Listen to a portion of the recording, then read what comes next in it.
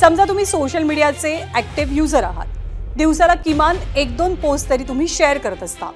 त्याला येणारे likes, comments पाहून तुम्हाला ही सगळी ॲक्टिव्हिटी हवीशी वाटू लागते आणि त्यानंतर तुम्ही अधिक क्रिएटिव्हपणे गोष्टी शेअर करू लागता, पोस्ट करू लागता आणि एक सायकल सुरू होते. तुमच्या फॉलोअर्ससोबत तुमचं एक वेगळं नातं निर्माण होतं.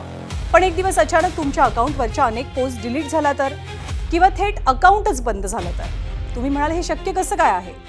तर यंदा मार्च ते जुलै दरम्यान म्हणजे 4 महिन्यात सरकारनं इंस्टाग्राम, फेसबुक आणि यूट्यूबला तब्बल 1,95,000 कॉन्टेंट ब्लॉकिंगचे आदेश दिले. म्हणजेच दिवसाला सरासरी 1,275 आदेश आणि प्रत्येक 68 सेकंदाला एक मजकूर ब्लॉक करण्याचा हुकूम सरकारनं दिल्याचं आज समोर आलं.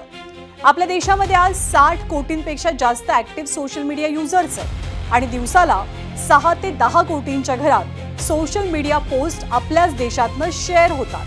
त्यामुळे आपण जगातल्या मोठमोठ्या टेक कंपन्यांसाठी सर्वात मोठी बाजारपेठ आहे आणि म्हणूनच इथल्या सेन्सॉरशिपच्या आकड्यांना सुद्धा महत्त्व प्राप्त होतं.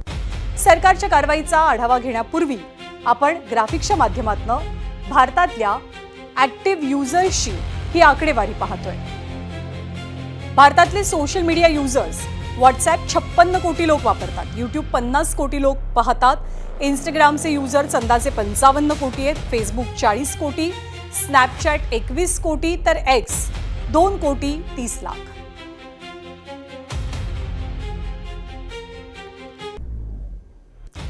आणि ब्लॉकिंगची हीच कारवाई करत असताना विरोधकांनी मात्र त्यावर टीका सुरू केली आहे. दर 68 सेकंदांनी एक ब्लॉकिंग आदेश, इतक्या मोठ्या प्रमाणात कॉन्टेंट ब्लॉक करण्याची प्रक्रिया पारदर्शक आणि उत्तरदायी आहे का? डिजिटल नियंत्रणाच्या नावाखाली सरकार जनतेच्या अभिव्यक्ती स्वातंत्र्यावरती तर घाला घालत नाहीये ना, असे सवाल देशातले विरोधी पक्ष विचारू लागले. शिवाय तरुणांच्या आंदोलनामुळे मोदी सरकार घाबरले असं म्हणत विरोधकांनी सरकारला थेट टार्गेट केलंय.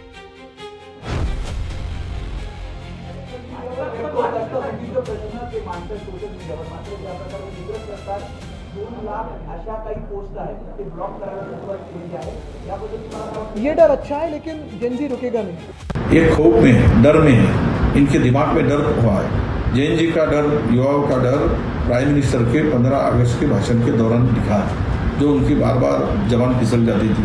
किसी को जिस तरह से नक्सली संबोधित कर रहे थे, दिमागी नक्सलेट संबोधित कर रहे थे, इसका मतलब ये स्पष्ट है कि ये डर के मारे इनकी पोस्ट डिलीट कर रहे. पोस्ट डिलीट करने से, ब्लॉक करने से ये युवाओं का आवाज दबा नहीं सकते. डेमोक्रेसी इनको मान्य नहीं है. ये हुकुमशाह जैसा काम कर रही सरकार.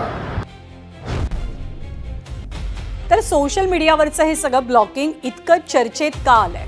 कारण सोशल मीडिया आता केवळ व्यक्त होण्याचे एक माध्यम राहिलेलं नाहीये, तर सोशल मीडिया जनमत घडवतो, आंदोलनांना ताकद देतो आणि राजकीय अजेंडा सुद्धा ठरवतो.